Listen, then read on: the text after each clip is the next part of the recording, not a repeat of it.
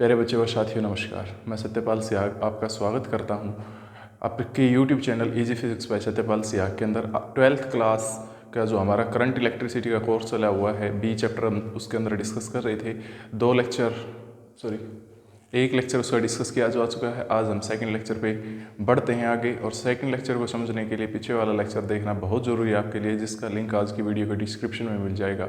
और साथ में जिन साथियों को या जिन बच्चों को नोट्स चाहिए भाई फिज़िक्स से रिलेटेड किसी भी क्लास के, अगर आपको नोट्स चाहिए है तो टेलीग्राम पे हमारा जो ग्रुप है उसके ऊपर मिल जाएंगे, जिसका लिंक इस वीडियो के डिस्क्रिप्शन में मिलेगा कहाँ पे, टेलीग्राम ग्रुप के ऊपर। और लेकिन टेलीग्राम ग्रुप का जो लिंक है वो आज की वीडियो के डिस्क्रिप्शन में मिलेगा। तो जुड़े रहिए, देखते रहिए हमारे साथ easy physics by Satyapal Siyag. तो आज हम करते हैं सेकेंड लेक्चर के अंदर Wheatstone bridge principle. Wheatstone bridge principle क्या कहता है, बहुत ही इंपॉर्टेंट है। किसी भी पॉइंट ऑफ व्यू से देख लीजिए आप इसको, चाहे कम्पिटिटिव पॉइंट ऑफ व्यू, चाहे बेटा जी हमारे पास बोर्ड पॉइंट ऑफ व्यू, क्योंकि इस प्रिंसिपल का यूज करके हम वेरियस न्यूमेरिकल्स को सोल्व कर सकते हैं। जहाँ पे ओम्स लॉ की हेल्प से न्यूमेरिकल प्रॉब्लम सोल्व नहीं हो सकती, तो इसका यूज करके हम न्यूमेरिकल्स को सोल्व कर सकते हैं।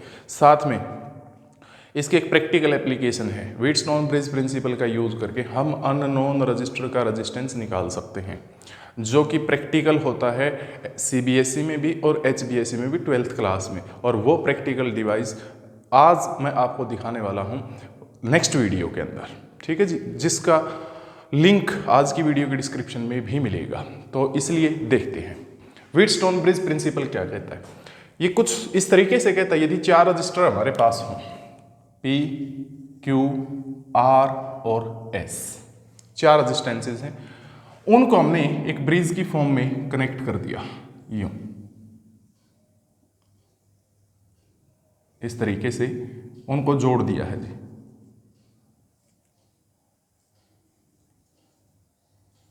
ये जी, ये P है, ये Q है, ये R है और ये S है। एक ब्रिज बना दिया है जिनको चारों को जोड़ के। यहाँ पे हमने क्या कर दिया, इनके बीच में एक गैल्वेनोमीटर जोड़ दिया। गैल्वेनोमीटर होता है करंट मेजर करने का डिवाइस, बहुत ही सेंसिटिव होता है। एमीटर भी करंट को ही मेजर करता है, बट इसकी सेंसिटिविटी ज़्यादा होती है एज कंपेयर टू एमीटर। यहाँ पे की लगा दी है इस गैल्वेनोमीटर को सर्किट में जोड़ने के लिए या इसको हटाने के लिए। बाहर से हमने क्या कर दिया, इस पूरे के पूरे अरेंजमेंट को एक बैटरी के साथ जोड़ दिया, जो मान लेते भी पोटेंशियल डिफरेंस प्रोवाइड करती। साथ में बैटरी को सर्किट के अंदर जोड़ने के लिए या क्लोज करने के लिए दूसरी की हमने K1 यूज कर ली।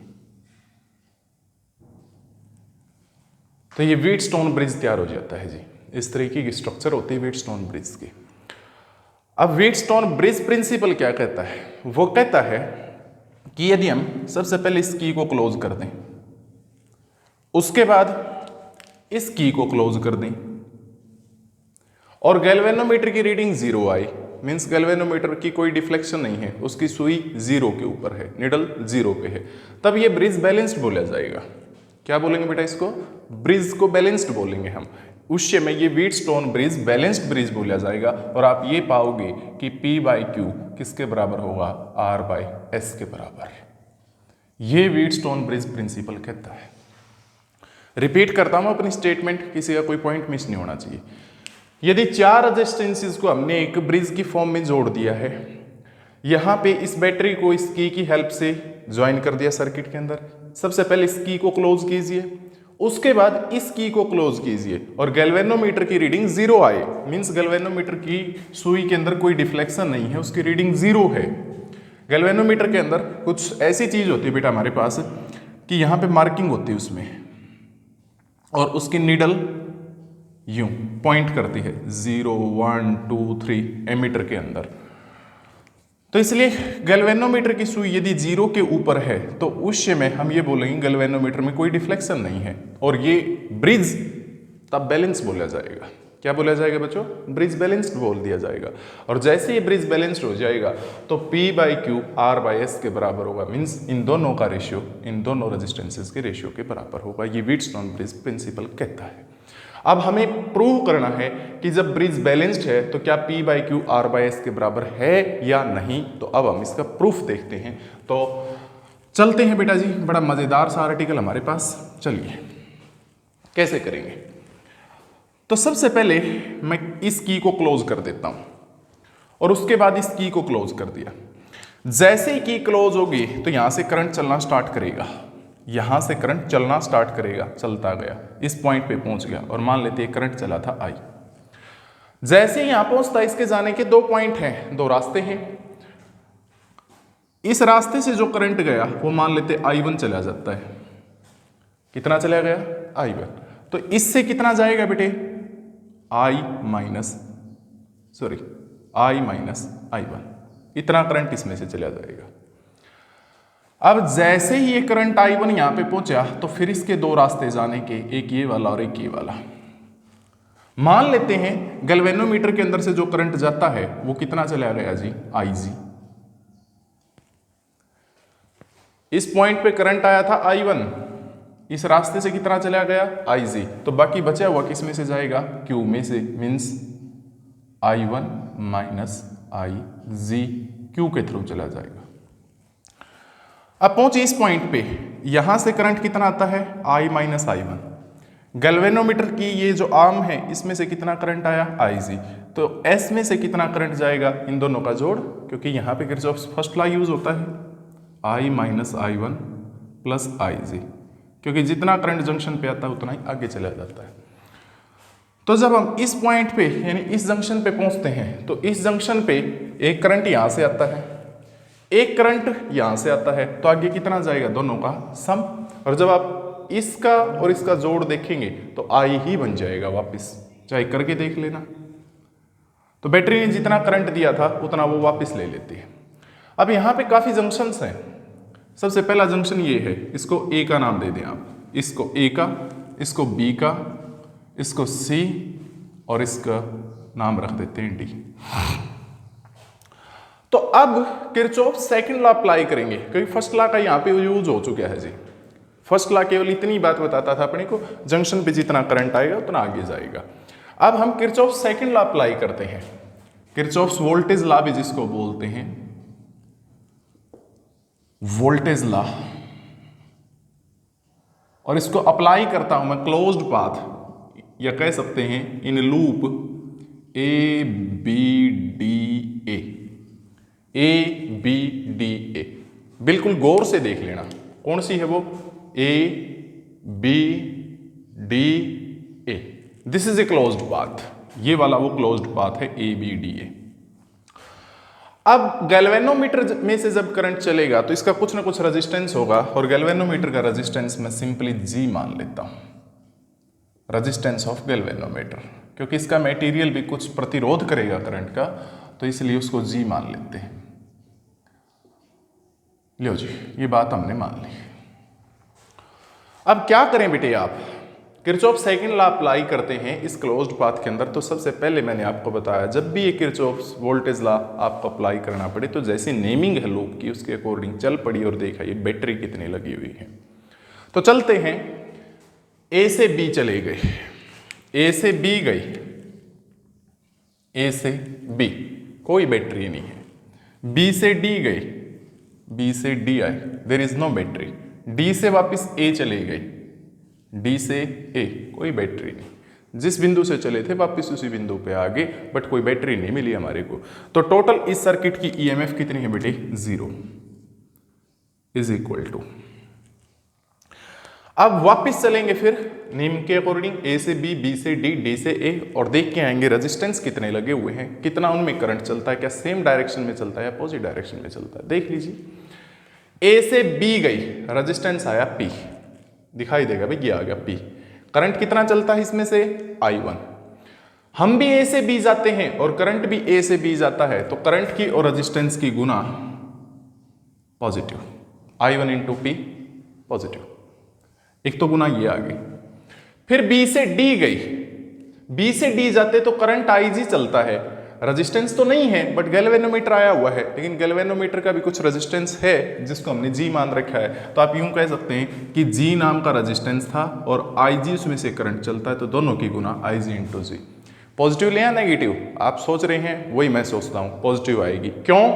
क्योंकि बी से डी गए हम, करंट भी इसी तरफ गया है। अब डी से ए जाइए, डी से ए जाते हैं तो रेजिस्टेंस आर आता है और इसमें से करंट चलता आई माइनस आई वन। हम डी से ए जाते हैं बट करंट ए से डी आता है, तो करंट की और रेजिस्टेंस की दोनों की गुना कैसी ली जाएगी बेटे? Negative, I minus I one into R, but negative sign के साथ।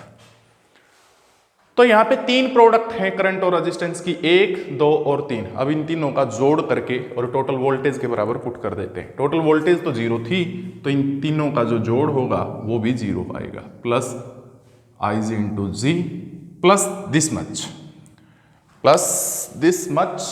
तो यहां पे लिखते हैं बेटे ये plus minus I minus I one into are.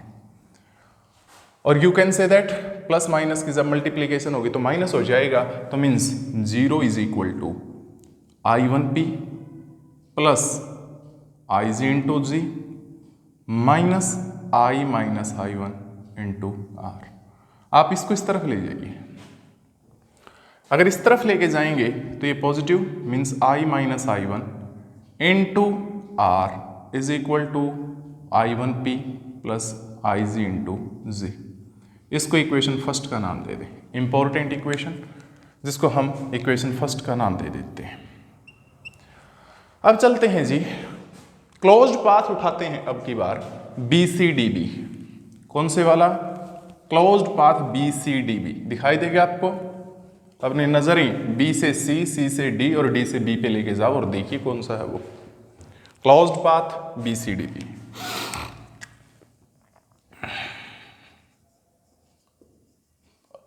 B C D B, ये राजी बी से सी, सी से डी, डी से फिर बी। जब बी से सी जाते हैं तो कोई बैटरी नहीं, पहला टारगेट तो हमारा बैटरी ढूंढने का है। बी से सी गई, कोई बैटरी नहीं आई। सी से डी गई, कोई बैटरी नहीं आई। डी से फिर बी गई, कोई बैटरी नहीं आई, no battery. So means total voltage और total EMF of this closed path is 0। ये 0 है। अब ये देखिए, आप वापिस चलते हैं बी से सी, सी से डी, डी से बी। रेजिस्टेंस कितने आए हैं, कितना उनमें करंट चलता है, गुणा उनकी पॉजिटिव आएगी या फिर नेगेटिव आएगी। हम बी से सी गए तो रेजिस्टेंस आया Q, करंट कितना चलता है इसमें से? I1 minus I ji. B से सी हम जाते हैं और बी से सी ही करंट जाता है, तो करंट की और रेजिस्टेंस की दोनों की गुना पॉजिटिव ली जाएगी, that is taken to be positive. तो सबसे पहले गुणा आ गई करंट की I1 minus I G into Q, और ये पॉजिटिव है भाई। फिर सी से डी जाइए, सी से डी जाते हैं तो रेजिस्टेंस तो ऐसा आ गया, करंट इसमें से चलता है I minus I one plus I G. हम सी से डी आए बट करंट डी से सी गया, तो रेजिस्टेंस की और करंट की गुणा दोनों की नेगेटिव आएगी। तो I minus I one plus I G, ये तो था करंट, इसकी गुणा रेजिस्टेंस के साथ और टोटल प्रोडक्ट नेगेटिव। सही बात है जी। फिर डी से बी गए तो गैल्वेनोमीटर आ गया, और गैल्वेनोमीटर का जो रेजिस्टेंस है वो जी माना हमने। इसमें करंट कितना चलता है? आई जी। हम डी से बी जाते हैं बट करंट तो नीचे की तरफ आता है, बी से डी आता है, तो इसलिए क्या होगा बेटे हमारे पास आई जी इंटू जी, और ये प्रोडक्ट भी कैसी रहेगी? नेगेटिव। तो तीन प्रोडक्ट आ गई। अब इन तीनों का जोड़ करके टोटल ईएमएफ के बराबर पुट कर देंगे। टोटल ईएमएफ इस सर्किट की कितनी है? 0। तो इसलिए इन तीनों का जो एल्जेब्रिक सम है वो भी क्या आएगा? 0। तो यहाँ पे मैं लिख देता हूँ टोटल ईएमएफ 0 थी इस क्लोज्ड पाथ की, जो कि बराबर है algebraic sum of these much I1 minus I G into Q plus this, plus minus minus हो जाएगा, means I minus I one plus I G into S,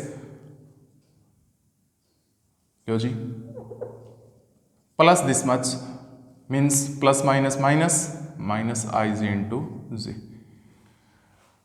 अब जो नेगेटिव चीज है उसको इस तरफ लेके चले जाइए आप। जैसे ही नेगेटिव को इस तरफ लेके जाएंगे तो क्या आएगा, ये पॉजिटिव हो जाएगा, i minus I one plus I G into S plus I G into G is equal to वट, केवल इतनी चीज बचेगी, I one minus I G into Q. ये चीज आ चुकी है जी हमारे पास। इसको मैं रब कर देता हूं यहां से, ऊपर वाले भी मिटा देते हैं, केवल इतनी सी काम की बात बचती है अब तो हमारे लिए, इतनी सी। इसको सेकंड बोल देता हूं मैं इक्वेशन, इसको इक्वेशन सेकंड का नाम दे दिया। अब जब ब्रिज बैलेंस्ड होगा, ब्रिज बैलेंस्ड कब बोला गया था, जब गैल्वेनोमीटर की रीडिंग जीरो थी, मींस आई जी जीरो के बराबर था। When breeze is balanced, then galvanometer current is zero. तो उस समय गैल्वेनोमीटर करंट जीरो हो जाएगा, तो पहली और दूसरी इक्वेशन में जहां भी आई जी आपको दिखाई दे उसकी जगह जीरो पुट कर दें।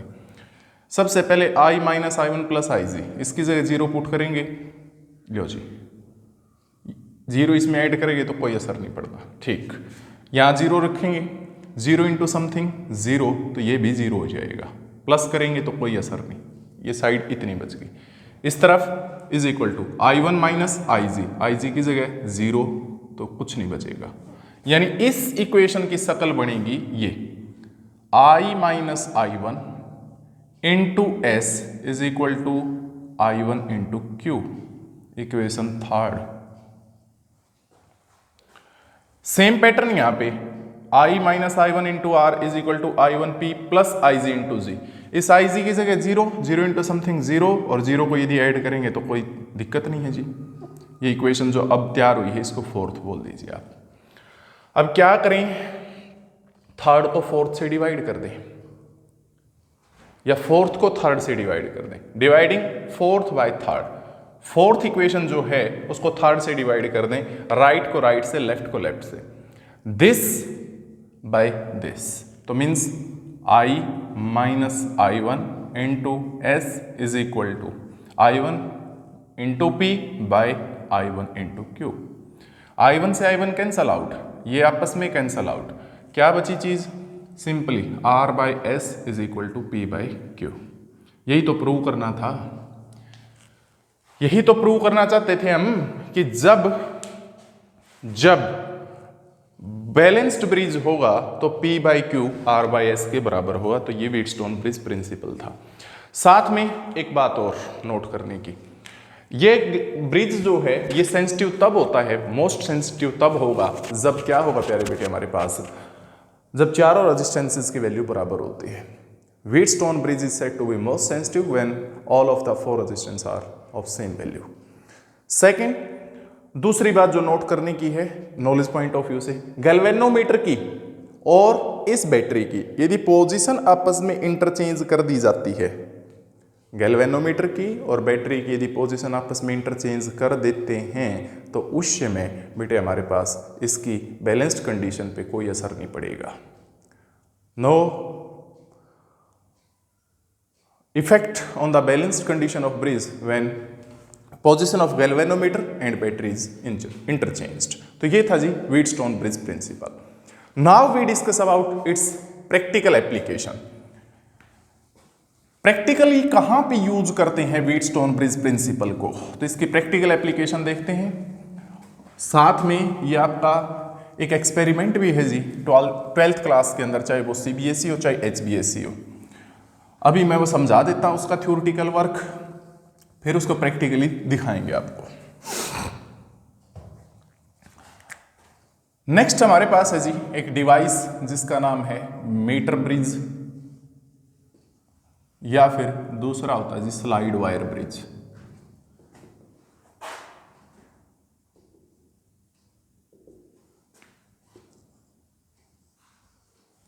मीटर ब्रिज या फिर स्लाइड वायर ब्रिज इसका नाम होता है जी। तो अब क्या करेंगे, ये मीटर ब्रिज है क्या चीज एक्चुअली, तो मीटर ब्रिज ये एक डिवाइस होता है जो किसी भी अननोन रजिस्टर का रेजिस्टेंस कैलकुलेट करने के लिए यूज किया जाता है।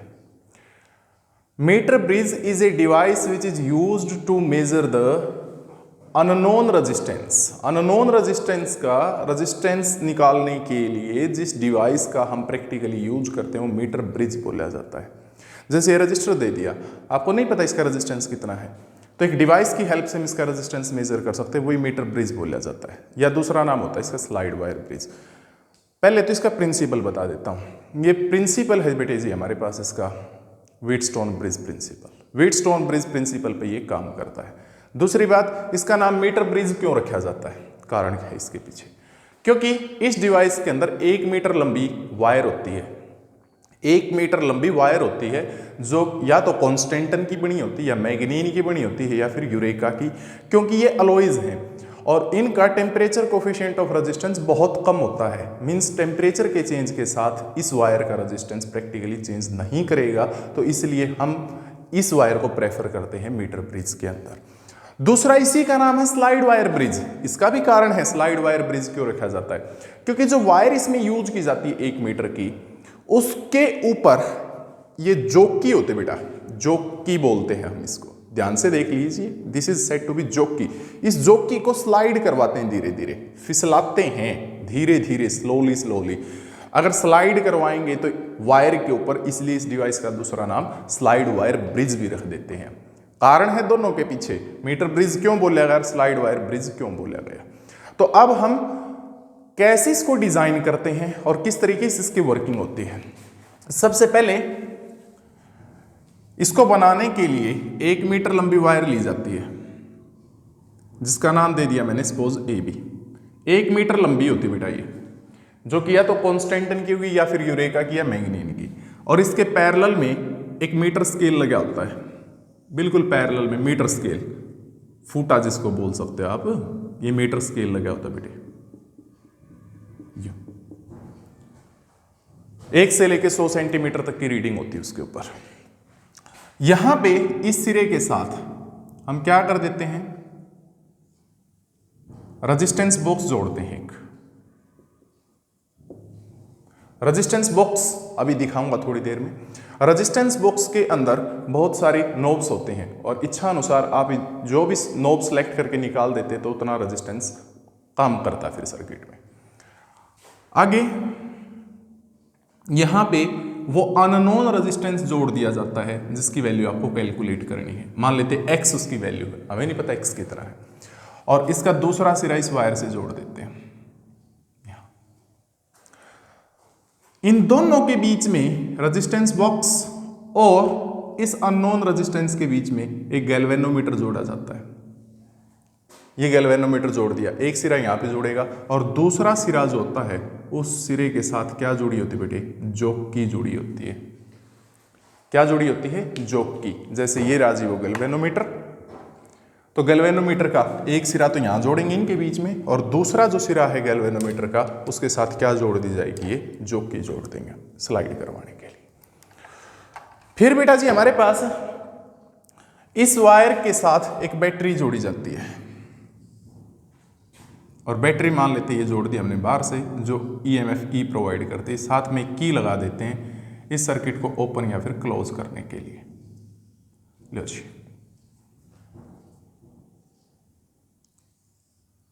This is construction of slide wire bridge. इस तरीके से इसको डिजाइन किया जाता है। अब काम कैसे करता है ये, सबसे पहले जो वायर मैंने यहां पे यूज की है, ये वायर AB जो कॉन्स्टेंटन की या फिर मैग्नीन की जनरली बनाई जाती है, इसका रेजिस्टेंस पर यूनिट लेंथ जो है, resistance per unit length of wire, वो मैं स्मॉल r मान लेता हूं। क्या मान लेता हूं बेटा, स्मॉल r। अब देखिए काम करते हैं हम। सबसे पहले इस जोकी को हम दूर रखेंगे, वायर के ऊपर नहीं रखेंगे, पकड़े रहेंगे बस हाथ में। इस की को क्लोज कर देंगे। की को क्लोज करेंगे तो आप क्या पाओगे, अब इस जोकी को पकड़ के बेटा यहां से हम धीरे धीरे स्लाइड करवाना शुरू करेंगे। इस पॉइंट से यहां रखेंगे सबसे पहले, और जैसे इस पॉइंट पे रखोगे आप ये पाओगे गैल्वेनोमीटर की कुछ रीडिंग है, जीरो नहीं होगी, कुछ रीडिंग मिलेगी जरूर, कुछ करंट उसमें से फ्लो करता हुआ मिलेगा।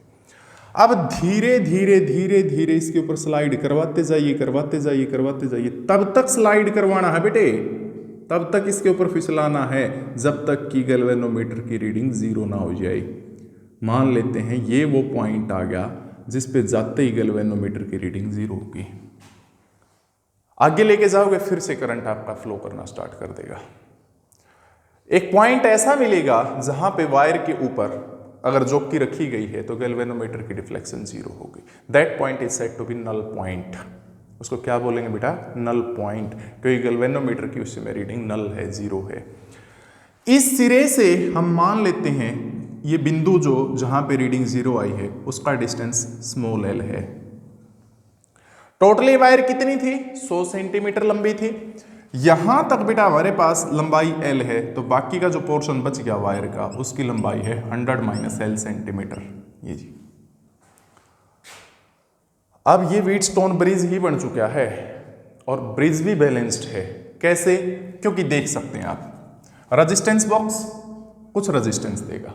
एक तो ये होगा यहां पे गैल्वेनोमीटर की डिफ्लेक्शन 0 आई हुई है, तो इतने पोर्शन का वायर का अपना खुद का रेजिस्टेंस है खुद, और वो कितना है? L तो इसकी लंबाई, per unit length resistance small r है, तो रेजिस्टेंस कितना होगा इस पोर्शन का? AP पोर्शन का यदि बात की जाए, रेजिस्टेंस ऑफ AP वायर कितनी लंबाई बेटा इसकी? स्मॉल l, यूनिट लेंथ का r, तो इसलिए LR इसका रेजिस्टेंस हो जाएगा। एक रेजिस्टेंस ये, एक ये, तीसरा ये और चौथा ये, क्योंकि ये भी तो वायर है P से लेके B, इसकी इतनी लंबाई है, पर यूनिट लेंथ इतना रेजिस्टेंस है, तो टोटल रेजिस्टेंस P से लेके B, resistance of PB wire that will be equal to what? 100 - L × R। तो व्हीटस्टोन ब्रिज में भी तो 4 ही हमारे पास रेजिस्टेंसेज होते हैं, बस शक्ल ये थी, कुछ ऐसे लग रहे थे वो, ये जी लो ऐसे ही लगे हुए थे ना बेटा। अभी थोड़ी देर पहले हमने देखा यहाँ पे गैल्वेनोमीटर लग रहा था, ये P था, ये Q था, ये R था और ये S था। एज इट इज है, देख लो बस। ये रेजिस्टेंस बॉक्स इस P का काम कर गया, ये X इस Q का काम कर गया, ये वाला R ये रेजिस्टेंस और ये वाला S ये वाला रेजिस्टेंस, तो लगा दो ब्रिज बैलेंस्ड। और बैलेंस्ड ब्रिज की कंडीशन है कि P/Q किसके बराबर होगा? R/S के बराबर। लो जी, तो P कौन है? Resistance box. रेजिस्टेंस बॉक्स ने मान लेते हैं रेजिस्टेंस R दे दिया, R अपॉन Q, Q कौन है? X। लो जी, is equal to R/S means this by this, इतने पोर्शन का रेजिस्टेंस कितना है? LR। लो जी, अपॉन दिस मच, इतने पोर्शन का जो रेजिस्टेंस है वो है 100 - L × R। R से R कैंसल। आप X कैलकुलेट करना चाहते हैं तो ऐसे कर लीजिए, R/X is equal to L/100 - L।